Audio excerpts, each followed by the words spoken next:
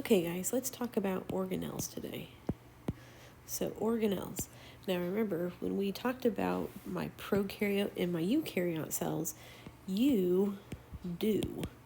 So, the eukaryote cells, what sets them apart from my prokaryotes is the fact that eukaryotes do have, first, a nucleus.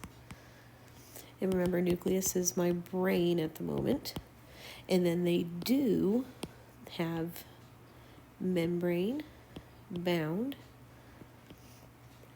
organelles. Okay, so you do. Okay, now we're going to go through a bunch of the different organelles. And when we talk about eukaryotes, remember eukaryotes, as far as characteristics go, these are multicellular, which means if they are multicellular, I can actually see them, right? Because they're made of more than one cell. These are going to be my animals, my plants, and my fungi. So what we're going to draw today we're going to focus on animal and plant cells because that's really what you're going to see most often. But fungi cells have the same structures too, or at least most of them. So let's start with an animal cell. Okay? This is going to be an animal cell. Now, an animal cell, let's start off with what we know. If I want to draw a cell, what are you going to tell me to draw? You're going to tell me to draw a big circle-looking thing. So what is this big circle thing? This is my cell membrane, or my phospholipid bilayer. And what is his job? So we'll make a tally. So cell membrane, his job is to, let's do the few things that we know, define my cell and to let things in and out. Oops.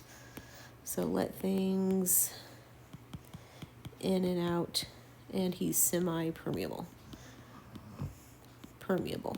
Okay, so now since this is an animal cell, he's a eukaryote, so we have to do the one organelle that all eukaryotes have. This is going to be my nucleus. Nucleus. Now what my nucleus does is he's the brain, but really his entire job is to hold my genetic info, which is my DNA. So here's my DNA inside. That's not very good DNA. Let's try that one more time. So here's my DNA. There you go, looks like that. Now the one cool thing about the nucleus is that this blue line, because remember to think about it, if my cell membrane, or if my cell has a cell membrane, then guess what? My nucleus has a membrane. So my nucleus has a nuclear membrane. And that nuclear membrane has nuclear pores. It has holes in it. So if you guys look right here, it's like I made little holes inside this. So these are my nuclear pores. And what do you think nuclear pores do? They're going to let things go in and out of my nucleus, which is really important later on. All right. My next cell structure is attached to the nucleus. And he looks something like that. And he's going to have these little red dots all over it. Okay. This guy, his name is going to be the rough ER. All right, so down here, we're going to put ER first. So my ER, this stands for, oh no, how do I get my pen back? There you go. ER stands for my that's an E, endoplasmic reticulum. Okay, and now I have two types. I have the rough ER, and I have smooth ER.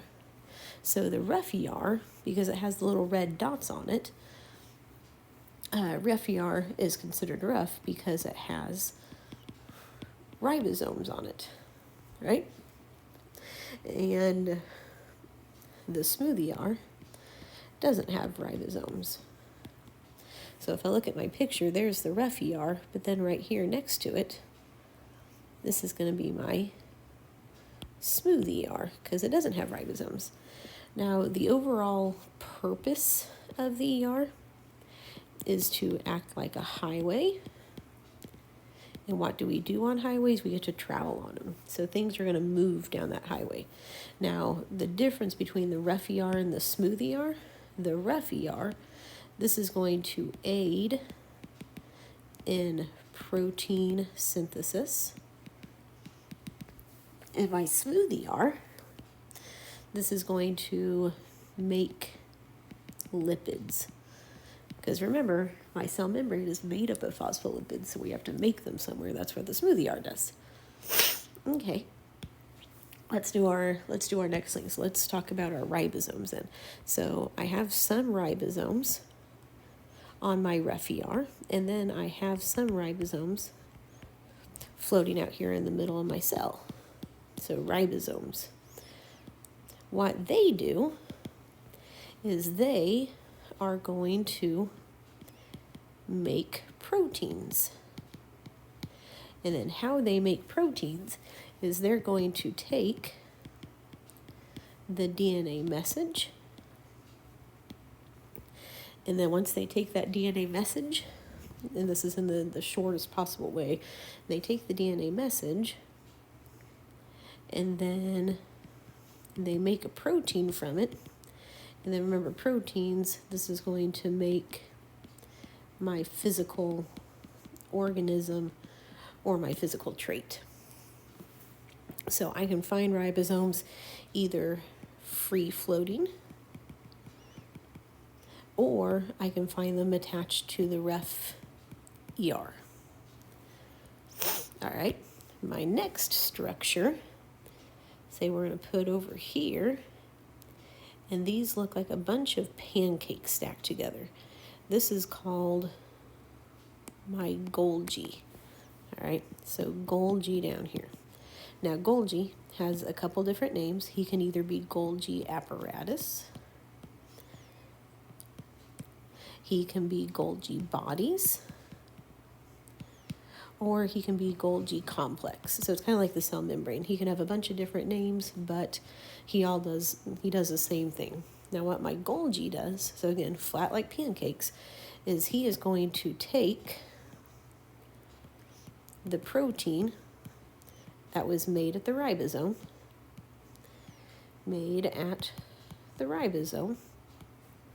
and he is going to modify it.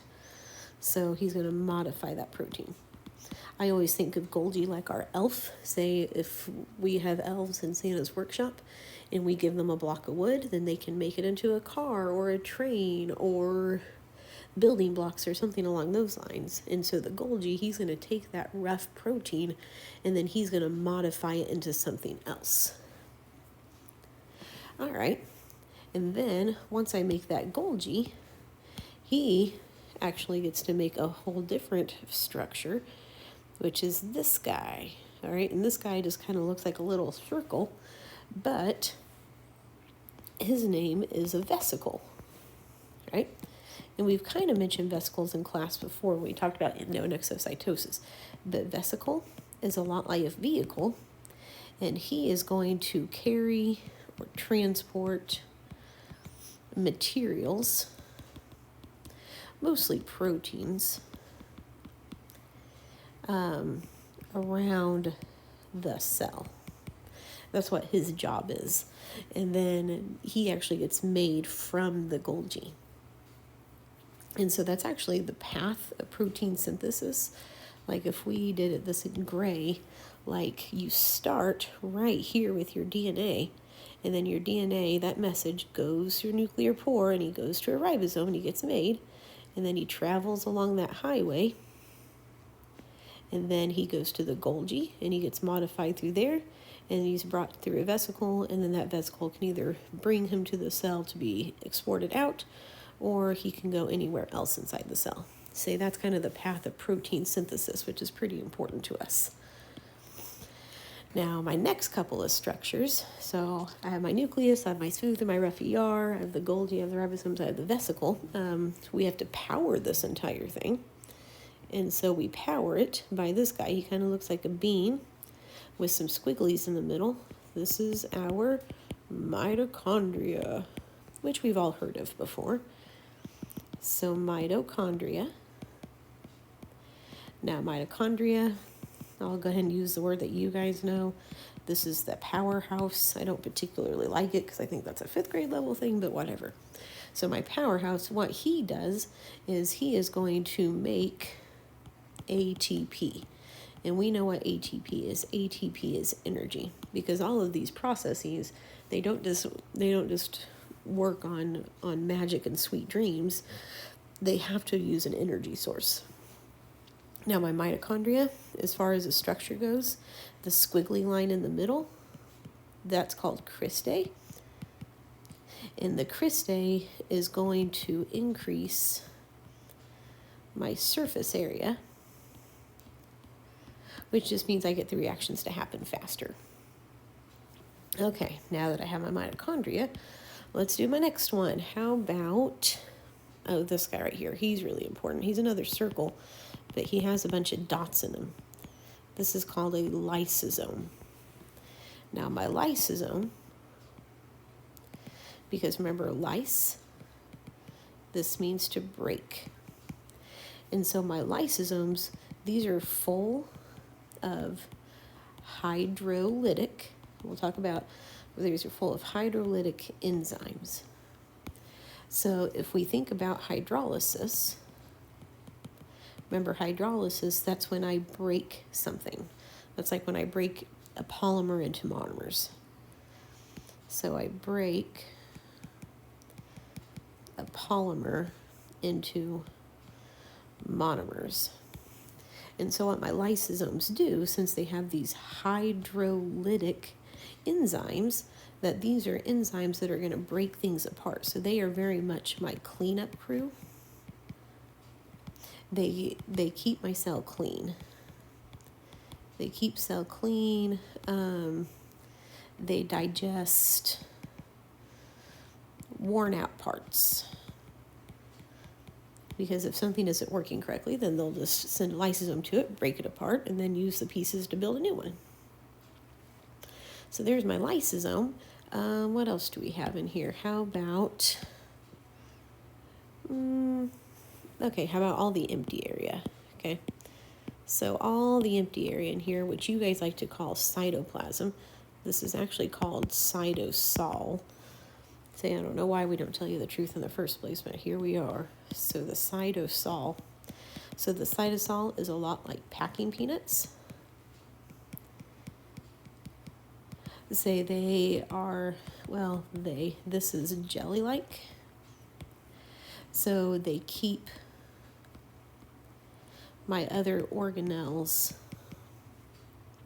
safe in the cell, so that way they don't get jostled around and they don't get broken while your cell is moving or interacting with their environment.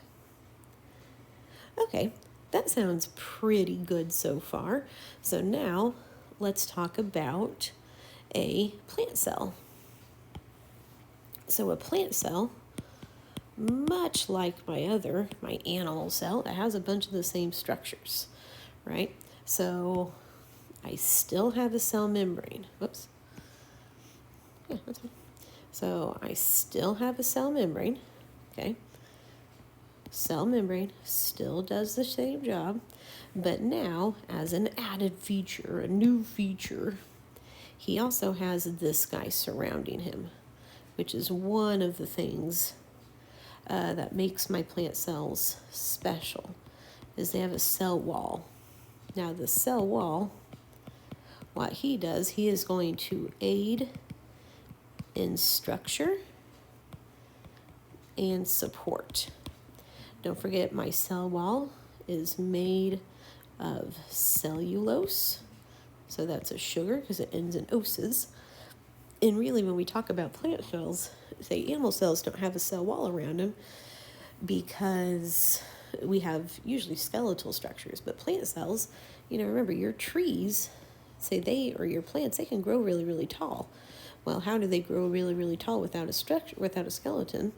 Well, that's because their cells are blocks, and so I can stack them up, and then I can stack them up really, really high, so that way I can actually make my tree. And then, of course, my plant cell, guess what? is still going to have a nucleus. It's still going to hold my DNA. I'm still going to have nuclear pores, so that way things can go in and out. I am still going to have my rough and my, whoops, let's go back here. I'm still going to have my rough and my smooth ER. So there's my rough ER, I'll put ribosomes in a second. This is going to be my smooth ER. And then, of course, I'll have ribosomes attached to that one. I have some ribosomes out here in the middle. This guy is still going to have a Golgi because he's a plant cell, so he's still going to make and modify proteins. I still get to have a vesicle that's going to carry stuff around. I'm still going to have a mitochondria because my mitochondria makes energy, and plants need energy. I don't have a lysosome, oddly enough. And of course, I still have my cytosol. Now, a few things, here, let's go ahead and label. So this is my Golgi, this right here, this is going to be my vesicle, these are my ribosomes, this guy right here is going to be my mitochondria, and then this guy, this is my cytosol. Now, a few things that my plant cell has that my animal cell doesn't. The first one being the cell wall. The second one is going to be this football looking shape with these discs inside. This is my chloroplast. Okay, now my chloroplast, what he does, I think we already know, this is where photosynthesis takes place. So photosynthesis takes place. And the gist of photosynthesis is I'm going to take my sun's energy and then I'm going to send that and make that into glucose. And then once I make this into glucose, then I can take this glucose, I can send it. So then I send to the mitochondria. And then when I send it to the mitochondria, I get to make ATP. All right, so plant cells have a chloroplast. Now another structure, something that's actually really, really big, this is called my vacuole. So my vacuole, what he does, he's also called the central vacuole. His entire job is to store and hold water. Because remember, animal cells, most of them don't have vacuoles, and if they do, they're super duper tiny. But we don't need a vacuole because if we get thirsty, we can go out and get water. Plants don't get to do that. They are stuck where they are, so they have to have a way to store water for long periods of time. So the three big structures that plant cells have that animal cells do not are cell wall and chloroplast and vacuoles. Now up here, I didn't mention it, I need to. Animal cells have one more thing, and it kind of looks like this. Kind of looks like a churro. This is called a centriole. Now, what my centriole does here, I'll add it right here. My centriole, this is going to aid in cell division. So whenever my cell needs to divide and make two cells, then guess what? He gets to do that by using the centriole. Now the lysosome and the centriole, those are the two structures that animal cells have that plant cells don't get to have. So plant cells have everything animal cells have, plus these three things, the cell wall, the chloroplast, and my vacuole. And my animal cells have everything that the plant cell has, except for my lysosomes and my centrioles. So they're pretty much identical, except for the fact that plant cells have a few other structures because they have to, have something to protect themselves, have something to make the sugar, and then have something to store water. Say, my animal cells don't need that because we go out and eat food. And then once we eat the food, we don't have to We just have to use my mitochondria to convert it into ATP. And then fungi are pretty much going to have the same structures as everything else, except they don't have a chloroplast because they're not a plant. But they do have a cell wall, so they're kind of a nice little mix between animal cells and plant cells. And so, just to kind of wrap things up, when we talk about, let's use this color, when we talk about organelles inside these plants and animals, okay, remember these are only found in eukaryote cells, and what they do is that they are going to aid in compartmentalization. And what I mean by compartmentalization is they help divide up the work in the cell. Because remember, if you guys are in a group project and everybody works, but if you guys divide up the tasks, then you get to get your job done a lot faster. Well, it's the same thing with cells. So instead of it just kind of chaotically working, if all of the structures, if all the organelles have their own function, then they're able to complete the cell's tasks a lot faster. And so that's why eukaryotes are so much more complex, is because they have all of their systems compartmentalized inside their cells, so that way they can work a lot more efficiently, right? So now that they have compartmentalization, they can work more efficiently. Yeah, and I think that's it. So organelles, only eukaryotes, nucleus being the huge thing. And then you guys need to know all the organelles for an animal cell. You need to know the organelles for a plant cell, the differences between the two, and then why organelles are so important. All right, I hope that helps.